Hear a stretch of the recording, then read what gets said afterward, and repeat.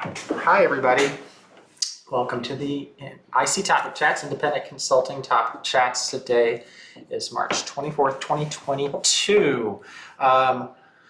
Last week, we had the opportunity to talk about luck. It was St. Patrick's Day, and so we all felt lucky, and we all wore green, and it was a lot of fun. And I ate Reuben sandwiches. It was fantastic. This week, we're kind of doing the companion piece, which I think is equally as important. It's about failure.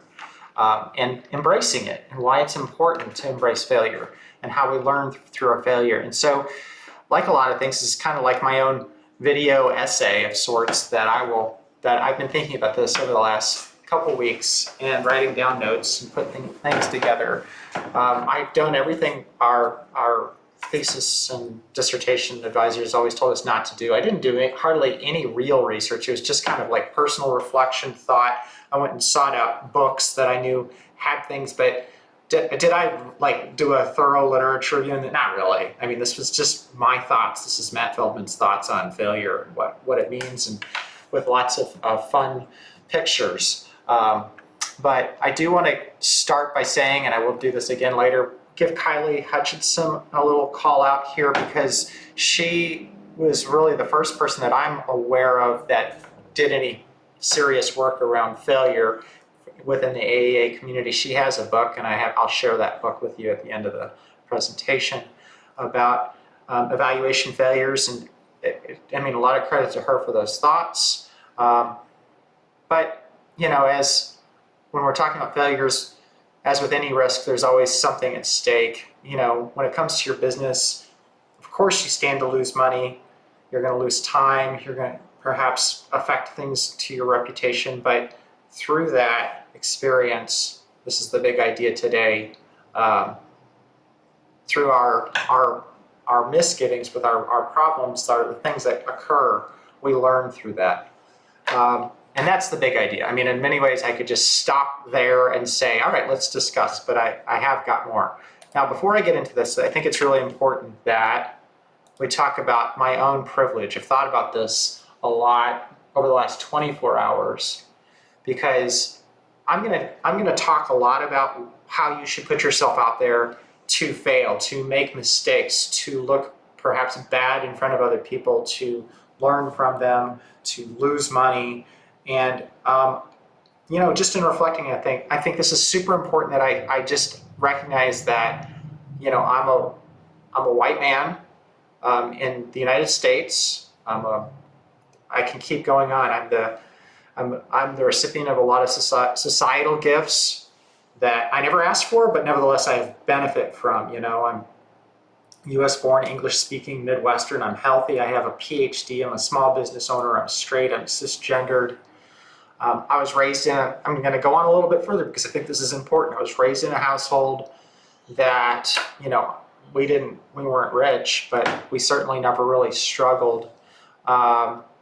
I've been surrounded by peers and mentors that have encouraged me, and I've been surrounded by a mass media system that says you can do it because you are who you are. And the people on TV who were successful reflected me, right? They were white men, and other things that are similar to that. So I just want to say, I'm going to spend this time encouraging you to fail, but I also know that failure for me, be it fair or not, is different for everybody else, right? And as I had this conversation with my wife this morning, again, I have a wife with a master's degree who could support me. If I completely failed, in many ways, she could carry us. It wouldn't be pretty, but she could, and that's a privilege I have. But you know, everybody falls a different level. Like if you trip and you fall, it's different for me than for others. And so, just want to put that out there. And actually, I almost think, just in thinking through this, just should be its own IC topic chat, that we all have privilege in doing this. But just want to throw that out there. And with that, I'm going to go on, but I just want to recognize that my ability to put time, money, reputation out there and come up short is different for me. And so take all this in stride and think about how this all makes sense to you, and understand that I'm trying to apply this to you. All right, caution. Back to the fun stuff. Copious inspirational quotes and clever pictures will follow this slide. I grew up as one of those guys that got the posters from the mall that had inspirational quotes with like lighthouses and stuff like that on them, and I framed them and I surrounded myself with that. So I'm a bit of a nerd, when I was like, I don't know, 14 or 15, I read How to Win Friends and Influence People. I think the book's up back here. Yeah, it's right back there with the Dale Carnegie book.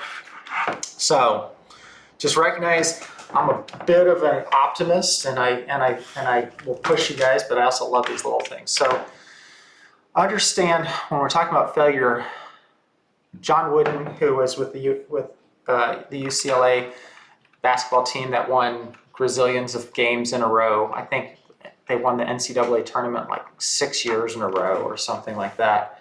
He believes, and in his books, he's written, winners make the most mistakes, right? So to go out and be successful in your business, you have to plan to make mistakes. The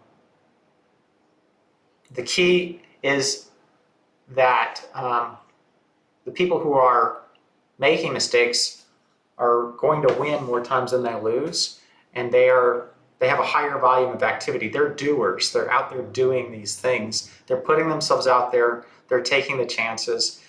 They are, for the most part, doing well, but they are going to make mistakes. And by giving yourself permission to make mistakes and make errors and come up short, you are, for the most part, going to come up ahead. If you're doing the rest of your homework correctly. I mean, you shouldn't put yourself out there. If you don't know what you're doing, you have no money, and you have a great amount of failure. I'm going to talk a little bit about that. So you need to learn from your losses. You need to document when you have lost and try and avoid doing that in the future. But you also need to give yourself permission to fail so that you can learn things that you never would have known. And so we've got Velociraptor, who says, if we learn from our, this is, Velociraptor, by the way, is kind of like an internet meme. He's got this, whoever this person is, I've seen this plenty of times. I don't know the origins, but it's the same picture, and there's always clever little comments on there. Can we therefore find profit within every loss?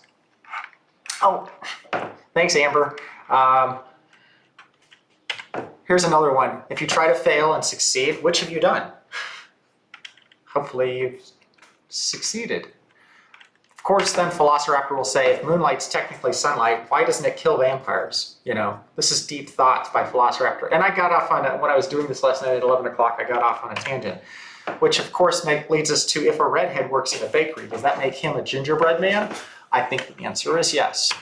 And finally, just imagine if there were no hypothetical situations. All right, that should, if we were in a live audience, I would expect a laugh, so you're all laughing now. Okay, all right. Anyway, it's important to make mistakes early and often, and it's also important to use cute puppies and pictures because everybody pays attention, and at home you're all going, oh, that's what happens. You do need to be willing to make mistakes, and I guess the point in all of this is know that making mistakes early in your career is going to benefit you later. So if you're in the first couple of years of your independent consulting practice, I mean, not to say you shouldn't be doing this otherwise, but you're given, I mean, in many ways, you've got that kind of time to do it. If you're a graduate student, make all the mistakes in the world. Everybody's going to forgive you. You have more forgiveness earlier on, I think. You don't want to set up a bad reputation. That's a problem. But just recognize that particularly if you're working for somebody else and they're giving you room to do this, take advantage of that. And I know I've got a staff member on the call today, and this is what I tell her, that she has room to make these mistakes. And particularly if I'm taking the lead and I can help identify them ahead of time. Winston Churchill says, perfection is the enemy of progress. So what that means is frequently we don't want to start something, and my friend Laura Keene talks about this when we present together, that when she was first starting her consulting practice, she spent months and months developing all the websites behind the scenes and all the documentation. But she went to her brother, who was also a small business owner, and said showed him all this, and he says, "This is great. So what have you done?" And she says, "Well, I haven't done anything." The point was she was frozen by fear of going out there at first. Or if we wait to make something perfect, we were never going to get to it. So you also hear the phrase, fail early and often, or no, what's the Silicon Valley phrase? Does anybody know? Put it in the chat. I can't remember. But it is effectively like you need to fail your way to the top. You need to not wait until it's perfect before you put it out there. Clearly, we're serving clients. We need to be doing a decent job. We need to be professional. However, you need to find that place where you can initiate something and learn along the process versus waiting till it's perfect. And I wrote in my notes here, the reason many people fail is that they don't have that efficacy, that belief in themselves to start something. In other words, they don't believe in themselves enough to get the job done. Fail fast, fail often. Thanks, Amber. And of course, Winston Churchill not only said perfection is the enemy of progress, he also said, never let a good crisis go to waste. Okay, here's a quiz. Next one. This individual said, some failure in life is inevitable. It's impossible to live without failing at something, unless you live so cautiously that you might as well have not lived at all, in which case you fail by default. Who is this person? This is your test. Amy got that right. J.K. Rowling. Correct. So when you are down, you have to assess whether this is a serious problem, right? So I see this a lot because I read far too many military-inspired books. But are you hurt or are you injured? It's an overused Navy SEAL quote. I don't know who originally wrote this. It doesn't matter because the point in this is when you're down, are you down and out? Are you injured? Meaning, if they talk about in the military, are you going to be able to power through this even though you're in pain, or do you have literally a broken bone with a bone sticking out, right? And you need to go to the hospital and you need to be repaired. In our businesses, are you hurt or are you injured means, is this just a setback that you can learn from, or is this are we throwing in the towel? I think the answer is most of the time, you're just a setback, even if it feels painful. And you need to be able to dust yourself off, get back up, and go back at it. Here's another one that I think is interesting. With great risk comes great reward. And I actually, I'm a fan of Thomas Jefferson. I'm going to go see his house in Monticello next month with my son.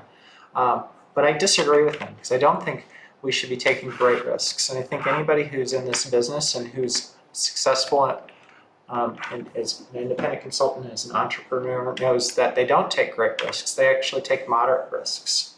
And they take them frequently. Because I don't think anybody should be getting into this business with the idea that they're going to fail big, right? If you're putting out great risks, then you're really probably not paying attention to all the fundamentals of what you're trying to do. You should be putting out small amounts of risks. If you start an independent consulting practice, you should know who your clientele will be. You should have a foothold in the community. You should have an understanding for the work that you want to do is being supported somehow, through grants, or that there's nonprofits that want to pay for you to do this kind of work. So this isn't my pressure to you to fail is not saying you should fail massively on a big scale. I'm saying you should operate from the perspective of what can you, going to Las Vegas, what can you afford to lose? You don't take all your savings out to go make a lot of money at the blackjack tables in Las Vegas. You take $200 or whatever you can afford to lose, and then you lose that, and then you say, well, I had a good time, too bad I didn't make some money off it, or maybe you do. But this isn't the time to risk it all. A lot of us have families, a lot of us have need to provide for our children or our parents or whomever.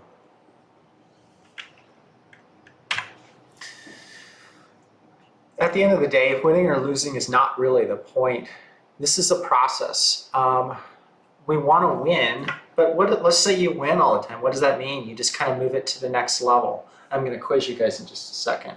But by winning, we kind of find ourselves at that next space. So when I first started, I was a one-person operation, and then I hired one person, then it was a two-person operation. I found a way to make that work, and then we had, a windfall of an opportunity. And today I'm a 9-person operation. I don't think I'm better than anybody. I think I've just been at it longer, and I continue to press forward in the way I can. But at every step, we end up on this treadmill of learning from our experiences. And so I guess I'm curious if anybody wants to tell me what they think a hedonic treadmill is, because this is one of those kind of catchphrases a lot of us are hearing about, particularly with our podcasts. So feel free to throw in a hedonic treadmill if anybody wants to volunteer in the chat. But perspective on the hedonic treadmill is that no pain, no gain. There goes Margaret. Thanks, Margaret, for that. This big idea is really that there's always something else. No matter how successful you are, if you make $100,000, you want to make 200,000. If you make 200, you want to make $500,000. If you want to make $500,000, there's $1 million. If you have a boat, you need a boat with jet skis. If you have a boat with jet skis, you need a bigger boat so that you can pull. You need a house it's a never-ending thing. But what we end up finding in the happiness literature, if you followed any of that, is that it doesn't make you any happier. It's just you have one more thing. You have one more boat. As a lot of people say, who own boats, owning a boat, there are two great days. The best day in your life is the day you bring home the boat. The second best day is the day you get rid of your boat. So it just goes to show you that it doesn't necessarily make you any happier. It's just one more thing. But with regard to our businesses, the process is the point, right? Winning is not, we shouldn't be winning for the purposes of winning. It's an opportunity to do more and expand who we're serving. And failing is part of that process, which is exactly the next quote. Let's see, here it is. Failure is not the opposite of success, it's part of success. All right, another quiz for you guys. Who's this? Failure is a part of life. If you don't fail, you don't learn. And if you don't learn, you'll never change. I think this is just still another, let's see who gets it first. Morgan Freeman, thanks, Margaret.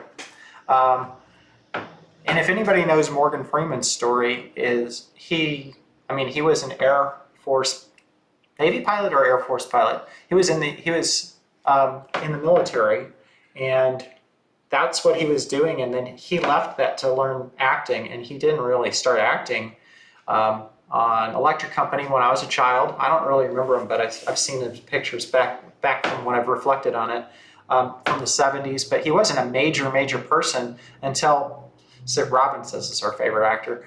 Wasn't a major well-known actor until the late 80s. Didn't he do Driving Miss Daisy? And then he was Nelson Mandela. But it was well into his career, older than probably I am now, before he became very well known and then became a very big actor. And so he failed his way to success. And I think he's a good person for all of us. So, complete transparency. I want to give examples of my failures and kind of some ideas that I've learned from them. I've underpriced my services big time, and I've agreed to too many focus groups, and I know my colleagues know that. I agree to too much, which is I've poorly prepared some of my evaluation work for first drafts, where I looked poorly in front of my clients, and this was because I allowed myself to get too overwhelmed and exhausted and stretched in too many directions. I've overpaid for underqualified subcontractors. I didn't do my due diligence in learning who these people were before they came to work for me. I've responded to RFPs that were clearly designed for someone else. I wasted a lot of time developing what I thought was a great evaluation approach for somebody who was never going to consider me in the first place. And that's a big lesson a lot of us learn in the first couple years of doing this, that there are people who are looking for contractors, and they will act like you have every chance in the world to get their project, but they really just need 3. As Kurt Stuke says, you need 2 losers and 1 winner. And you're pre-selected as a loser. You're just part of their procurement process. Finally, I've allowed scope creep, and more scope creep. Be careful with scope creep. Don't think that this is all bad. Sometimes you want to allow some level of scope creep because it gives you an avenue into a new thing. And so think of it, is it scope creep or is it a pro bono project? Anyway, I have my 5.5 keys to failing. That's me, a big failure. Plan to fail. This is something that's going to happen. If you're worried about it, if this is outside your comfort zone, understand that there's only so much you're going to be able to do, because in many ways you have to put yourself out there. You have to expect there's a possibility you're going to fail. If everything's a for sure situation, maybe this isn't the right job for you as an independent consultant. Document it, understand it, learn from it. Moderate your risk. You don't need to, don't put everything on the line. Embrace the process and know that failure is part of this process. Learn on. I did this after 11 o'clock at night. Learn from. Lean. I can't even read. I wrote that correctly. Lean on your colleagues. So when you have problems, when you find yourself in an issue, you need to come to your colleagues, and particularly think about your independent consulting chat colleagues. I have a 6th one. I guess I would have put it in here if I had a chance to redo it. I thought about this. I didn't write it in. You need to go after the BHAG, the big, hairy, audacious goal, and expect. I mean, that was our experience. We have a program called STEM Camp. It's a big grant. I'm the principal investigator for a Department of Defense grant, and it infused a lot of opportunity into our firm, and we went from a 2-person operation to in May it will be a 9-person operation. And I never would have had those opportunities if I just didn't take a chance on something that was likely to fail. I mean, I really did. I expected that to fail. I mean, we talk about failure all the time because most of us are writing grants that less than 50% of the time get funded. So I fail frequently in that regard. And none of us will, feel bad about that. Anyway, I'm going to wrap things up. I want to hear what you guys have to say. This is Kylie Hutchinson's book. I think you should check it out. I didn't reference it because I have it. I bought it, and it's on a bookcase somewhere, and I haven't found it. It's back there. It's not here. I was looking for it the other day. Know that we have upcoming sessions, and Amy's book review on A Company of One is next week, and I'm looking forward to that. And we also have some other topics coming up. I'm going to do pricing, the annual pricing conversation on April 7th. Nathan Browning is going to talk about retirement planning. Nina Sabari, she's going to talk, you got to come to that one, like April 21st. She's going to think through budgets, reclaiming time. That's going to be great. I got a couple other sessions coming up. I think in May 12th, it's not on here. We're going to have Rita Fierro talk about her new book and why she wrote it and all the things that she had to experience. And I think failure or potential failure was a part of that whole process. So I see your question, Miranda. I'll answer that in just a second. So I'm going to stop the recording. Maybe. If I can figure out how to press the buttons. And then let's dive into the chat portion.